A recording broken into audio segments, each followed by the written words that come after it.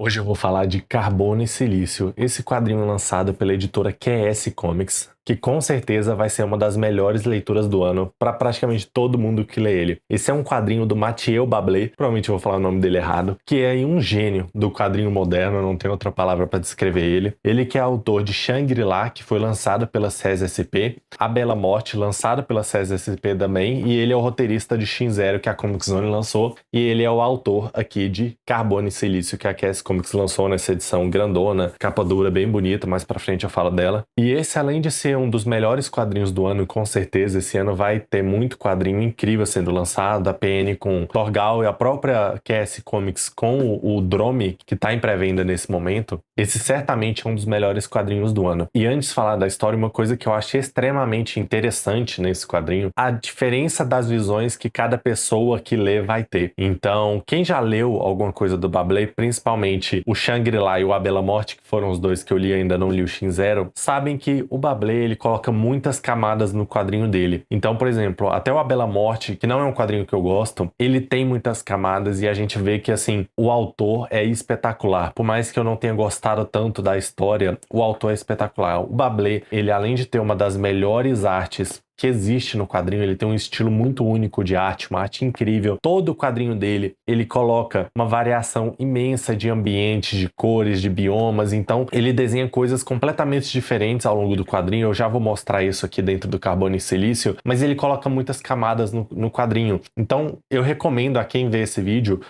pesquisar aí no YouTube, ver outros vídeos de outras pessoas falando sobre esse quadrinho, que eu tenho certeza que são visões diferentes. No Shangri-La, por exemplo, é um quadrinho ali de ficção científica, se passa no espaço, numa estação espacial, mas ele faz toda uma crítica para a sociedade, então ele tem toda essa coisa, essa parte da crítica, só porque você pode ler ele como uma aventura aí no espaço, que é excelente também, você pode absorver mais essa parte da crítica. E aqui no Carbono e Silício eu acho que até tem mais camadas, porque você pode ver ali como uma história ali meio que de companheirismo, uma relação entre dois seres, você pode pegar mais essa parte das críticas sociais que ele faz, nesse momento da humanidade com as criações das IAs. Você pode pegar mais pro lado de uma aventura, ou tudo junto, né? Um pouco de cada. Mas é assim, um trabalho incrível. Então, começando a falar um pouco aqui da história desse quadrinho. Então, o quadrinho já começa ali na primeira vez, que é eu vou falar a Carbono e o Silício, mas são duas IAs. Começa quando os dois são ligados pela primeira vez. Então, eles foram criados ali por uma empresa de tecnologia, principalmente ali pela Noriko, que é a chefe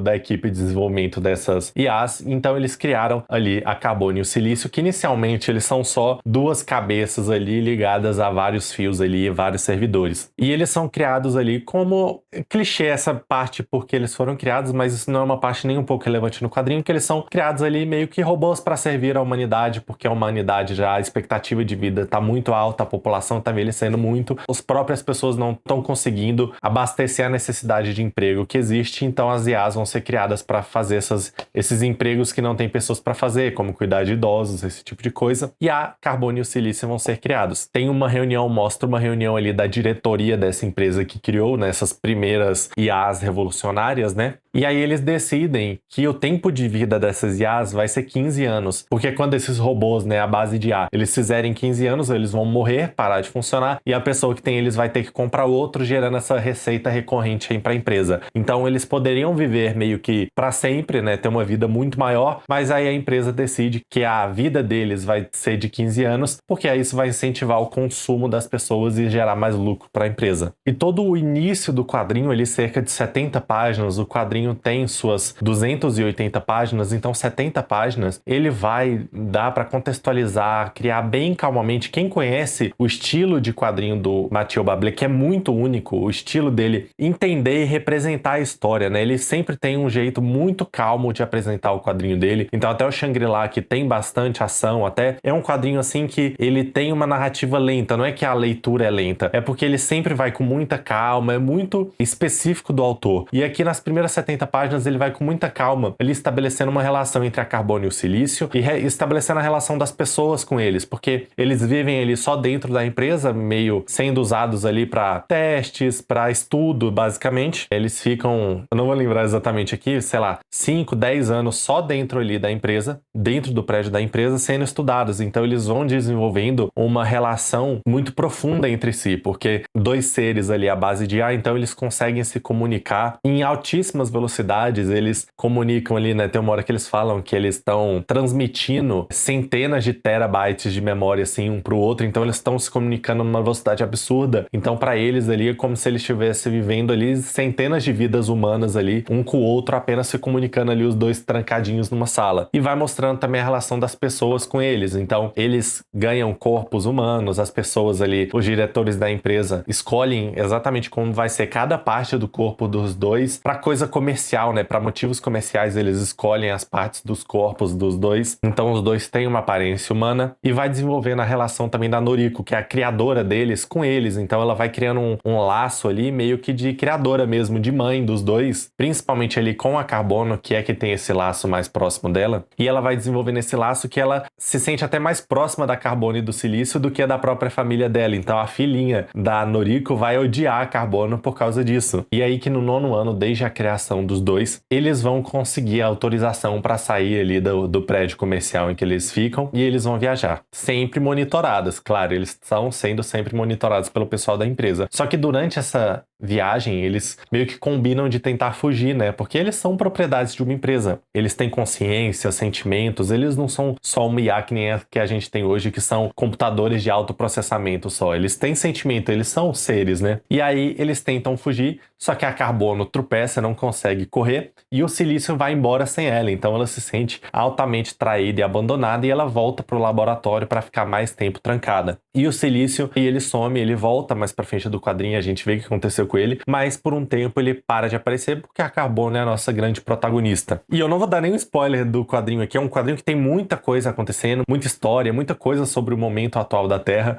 Não vou dar nenhum tipo de spoiler, dá pra ler tranquilamente depois de ver o vídeo, que não vai mudar em nada. E aí começa a parte mais genial que eu achei da narrativa, porque até aí eu tava gostando muito do quadrinho, mas não era melhores do ano ainda, não era um quadrinho tão incrível, tipo Shangri-La, eu achei espetacular e eu gostei mais de Carbono e Silício, que aí chega, né, o 15º ano, que seria quando a Carbono ia morrer. Isso é na página 70, a gente tem mais 200 páginas de quadrinho. Então, quando chega esse tempo que é pra Carbono morrer, a Noriko, que é a criadora dela, por causa desse apego que ela tem, ela vai baixar um software ali na Carbono e vai falar, ó, quando você morrer, você vai ter a capacidade de passar pro outro corpo, de outro robô que tá sendo criado e vai substituir a IA que seria implementada nela. Então, meio que a Carbono vai ter essa vida eterna, porque ela vai conseguir sempre evitar esse ciclo de destruição, né? Esse ciclo de morte e passar para outro corpo, trocar de outro corpo. A gente vai começar a ter o que eu achei muito genial no quadrinho, né? Que ele vai passando de vidas em vidas da Carbono. Então, cada capítulo, a partir desse momento, vai ser uma vida diferente da Carbono, basicamente. Então, a gente vai ter aqui, ó, ano 16, que é quando ela troca pela primeira vez de corpo. Depois vai ter todo o desenvolvimento, né, desse capítulo e tal. E aí a gente vai pro próximo corpo dela, o próximo,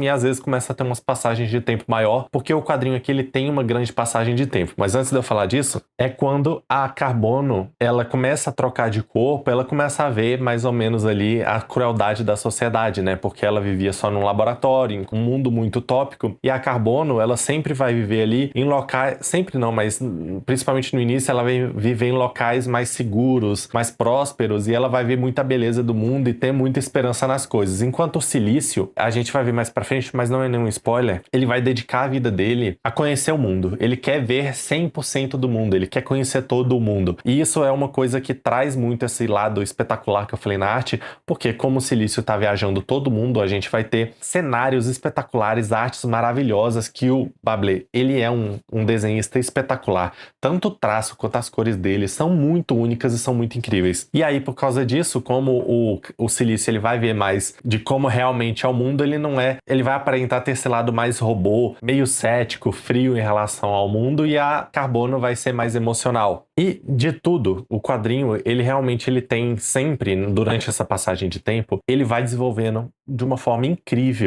a história da Carbono, a história do Silício, de cada um ali. A Carbono é a protagonista, mas vai desenvolver os dois separadamente, não necessariamente a gente vendo um sozinho ou outro sozinho, mas vão desenvolver os dois personagens como um só e os dois ali, a relação entre os dois, que entra a parte que poderia, né, alguém pode ver mais como crítica e tal, que ele vai desenvolver ali meio que o rumo que a humanidade está tomando. Então, quando vai acontecendo mais essas passagens de tempo, tanto que no terceiro corpo que a Carbono toma, já tá no ano 94, depois que ela foi criada, e ela foi criada tipo em 2040, 2060, alguma coisa assim. Então a gente vai vendo o rumo que a humanidade vai tomando. Então, primeiro os humanos, eles começam a adquirir peças, né? Eles começam a se melhorar com componentes tecnológicos. Então os humanos, eles começam a virar meio que robôs também. Então as pessoas começam a pôr partes, né, do corpo de metal, começa a substituir, né? Às vezes tem um momento que mostra, ele tem um capítulo que as pessoas estão todas conectadas na internet, então tá todo mundo conversando sem fazer nenhum barulho, então a cidade tá um grande silêncio. A Carbono e o Silício comentam isso, porque tá todo mundo com chip, tá todo mundo meio que conversando ali pela internet, então todo mundo meio drogado de tecnologia, e vai mostrando ali que a sociedade vai ruindo ao longo do tempo, né? A Carbono e o Silício, eles vão viver ali algumas centenas de anos, não preciso falar exatamente quanto, mas a gente vai vendo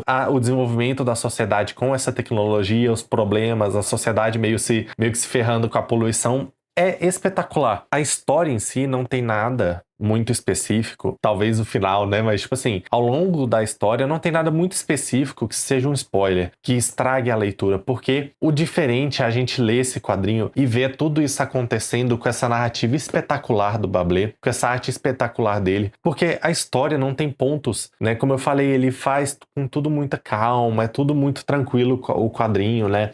Ele tem paciência para apresentar as coisas, então não tem nenhum ponto-chave, assim, que seja um spoiler, que acontece alguma coisa assim, que poderia estragar a experiência, que tipo, se eu não soubesse disso, melhoraria a minha experiência. Tanto que eu já tinha visto algumas resenhas desse quadrinho antes de ler ele, e não mudou nada a minha experiência. Inclusive, um ponto que em algumas resenhas é muito mencionado, que eu nem lembrei de falar aqui agora, é que como eles fogem, né? A Carbono ali, ela foge, né, com a ajuda da Noriko, ela sai do controle ali da empresa, e o Silício, ele foge mesmo, sai correndo. Eles são perseguidos ali meio que por toda a vida deles. Eles são perseguidos pela empresa. Mas isso, ele tem alguns momentos de ação ao longo do quadrinho, e por exemplo, eu esqueci disso, de mencionar isso, porque o quadrinho ele tem muita coisa, e o importante é você ver todo esse desenvolvimento e como o autor, ele trabalha todas essas coisas que ele apresenta no quadrinho. Tanto a história dos dois separados, o propósito de vida que cada um adota para si, a relação dos dois, o desenvolvimento da humanidade e a influência dela no mundo, nos robôs, é tudo muito incrível. Eles sendo perseguidos, tem muita coisa, é um quadrinho que tem muita coisa e não é nada confuso, claro, é um quadrinho espetacular. Ansiosíssimo para ver as próximas coisas que vão ser lançadas ali do Mathieu Bablé. Ele é um autor bem jovem. Esse aqui é sensacional, recomendo também para quem tiver interesse ir atrás do Shangri-La da SES SP, que tá bem esgotado, mas ainda dá para achar. E só para falar, né, um pouquinho mais da edição, formato bem grande, ela tem 272 páginas e preço de capa de R$ 168. A QS Comics, eles pararam de fazer desconto de pré-venda e já colocaram esse preço de capa um pouco mais baixo, e realmente eu acho que é um ótimo preço de capa porque esse quadrinho porque ele é um formato grande, a edição realmente ficou espetacular, ela é muito linda. Quem conhece a QS Comics sabe que ela é uma editora assim que já é muito elogiada por ter uma curadoria muito diferenciada, por ser muito assertiva, né? Ter muitos quadrinhos que são incríveis e realmente vale muito a pena. Para quem não puder, né, pagar o valor cheio, a Amazon com alguma frequência tem cupons de desconto, né? Tem cupom, tava tendo da Copa, então é um quadrinho que vale muito a pena, né? Eu recomendo também, como eu falei, ver outros vídeos falando sobre esse quadrinho. Então, deixa aí nos comentários o que achou do vídeo, se interessou pelo quadrinho, se inscreve no canal, me segue lá no Instagram e valeu!